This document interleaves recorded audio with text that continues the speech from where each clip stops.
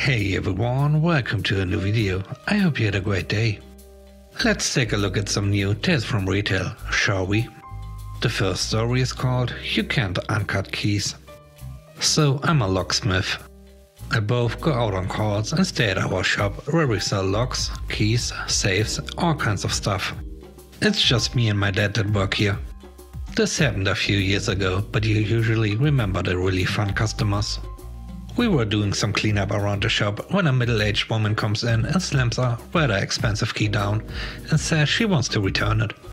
I asked, is there a problem with it? And the crazy lady said, no, you made this key for me when I lost my car keys last month, but I found my keys, so I don't need this one anymore. I'm sorry, but if there's nothing wrong with the key, we can't refund it. I said it was an expensive key earlier. It was for a mid-2000s Mitsubishi and it had a remote head. The ship keys we sell are $20 plus programming, and the remote heads are more, depending on the make and model of the car. If I remember correctly, her key was around $80 for the key itself, not counting the service charge to go make it when she lost hers. The total cost was somewhere around $220, which she wanted the full refund of for whatever reason. Well, can't you just uncut the key and sell it to someone else? No ma'am, we can't uncut keys. Plus, it's been programmed to your car, so we couldn't reuse it anyway. Go get your manager so I can speak with him. My dad is around the corner in the back room and heard the whole thing. So as she said this, he poked his head around the corner with a shipper. Hi, what can I do for you? He then gives the same answers pretty much word for word until she's visibly angry that we won't give her $200. Is the owner here? I'm not leaving without some kind of refund. My dad is more amused than irate by this point, so he just says, sure, let me get him for you, and heads into the back. He's back there for a few seconds, then he pokes his head around the corner, this time wearing his reading glasses, and says, hi, what can I do for you? The crazy lady was fuming by now. Do you think I'm an idiot? Me, internally, yes, a little bit. Me, externally, no, not at all. Unfortunately, neither of the three of us will be able to give you a refund though, seeing as it's been over 30 days and there's no actual issues with the key. I'm sorry we couldn't help you any further. Well, I hope you are happy that you just lost a customer. Then she leaves, forgetting to pick up her key sitting on the counter. About 5 minutes later, she walks back in without saying a word, picks up the key and leaves. But not before my dad chimed in with a "Have a nice day." The next story is called ID Required. I was working the register as a lead cashier. One wonderfully busy day, I had the pleasure of interacting with a rather lovely human being. This guy and his buddies were standing in line, not being too obnoxious, just a little loud. They ended up at my register, dumping their goodies on the counter while complaining about the rate. After thanking them for their patience, I tried to make small talk, but the guy decided to change the tone. He started making rude comments to his friends about cashiers. I get it, not my favorite job, but it pays the bills while I'm in school. So after I'd run through all his items, he swiped his card through the machine. As I was hitting the fun sequences of buttons to end this excruciating encounter, he decided he's not done being a jerk. You didn't ask to see my ID for my credit card. It's your job to make sure I'm not using a stolen one.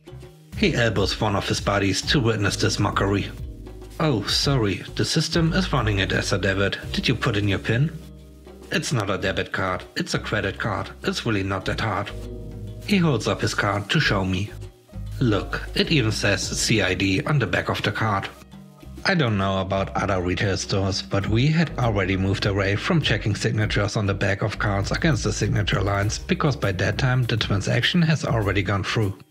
We don't have a definite policy of asking for ID as long as the back of the card is signed.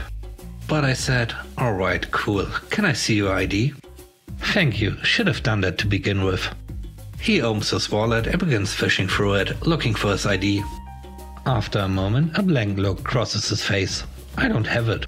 That's okay, I can take another form of payment. I don't have another way to pay, you have to take the card. I'm sorry sir, once I've asked for ID, it's store policy that you have to show it. I know we have a policy for this process when it comes to buying alcohol, so I just went with the logic that the same is true for credit cards. I was pleasantly surprised he didn't throw a fit at this point, but I had used his own logic against him. After the shuffle of shame into his group of friends, one of them moves forward, swipes his debit card and pays for the stuff. I thank them for coming in as they head out the door laughing, but this time it wasn't at me. The last story is called, If a customer tells you something is cheaper, you honor it. I work in an apparel department of my store, mainly on the register. I was on the register when this story took place. I had been sick all day, but decided to come to work as I couldn't afford to call out again. The customers had actually been pretty good that night. I think they could tell that I was sick, for which I was grateful. But not this woman. Oh no, not her. It was probably 9:30 when this middle-aged woman comes up to my counter to buy some items.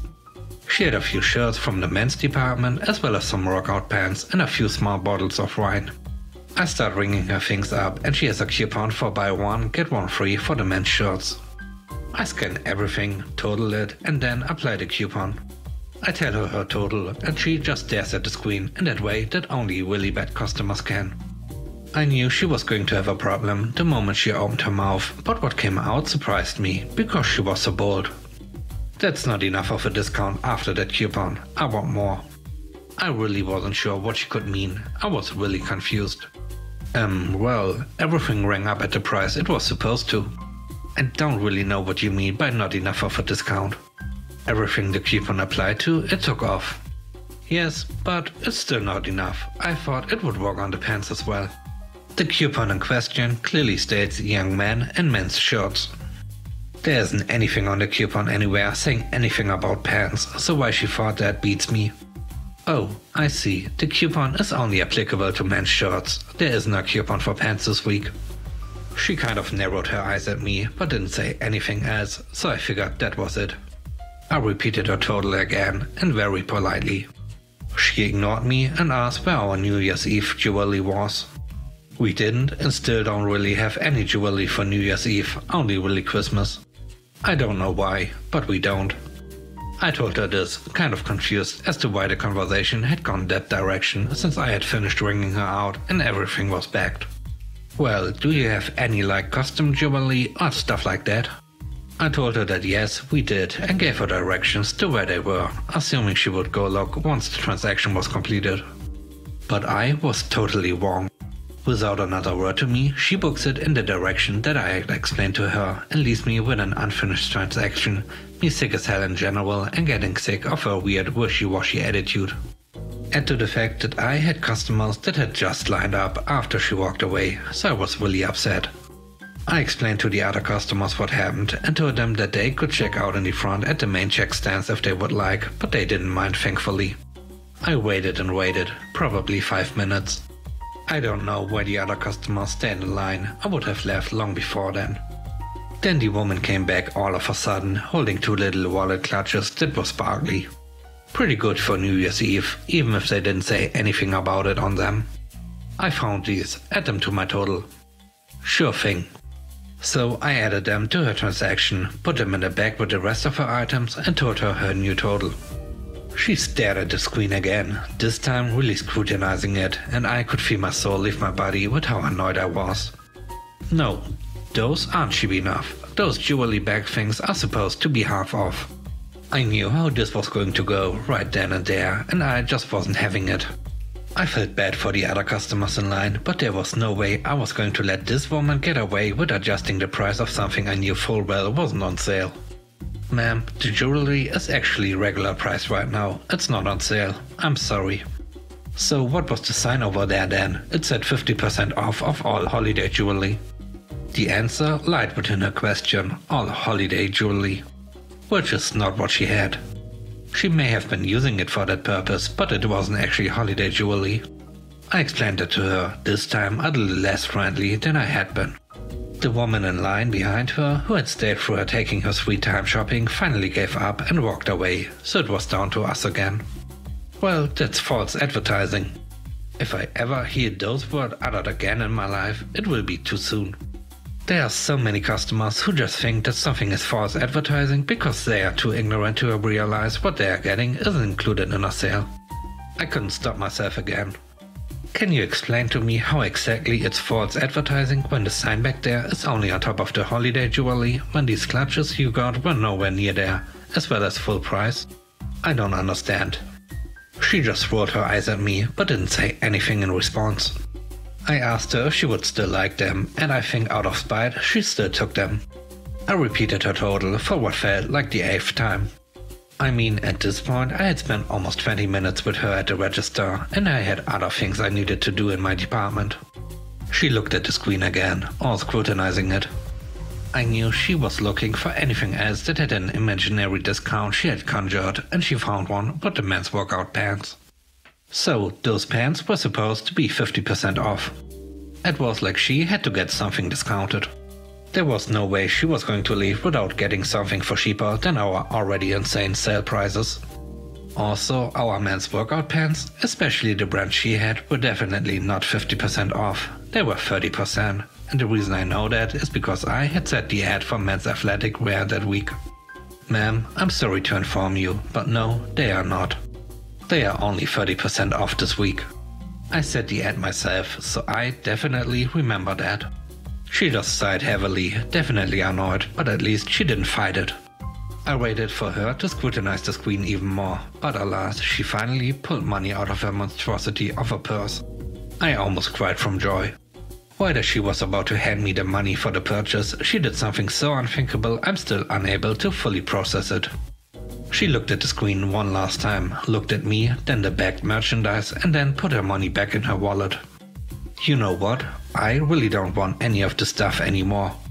You've argued with me over every price I've told you, and it just made it so I don't want to give you my money. You've lost a customer. I'm so sorry you feel that way, however, this is a business, and I can't just take your word for every price you think something should be, especially when I set the sales at myself. If you think something should be cheaper, maybe customer service would be the better way to go. Hope you have a better night. I'm just saying, if a customer tells you something is cheaper, you honor it.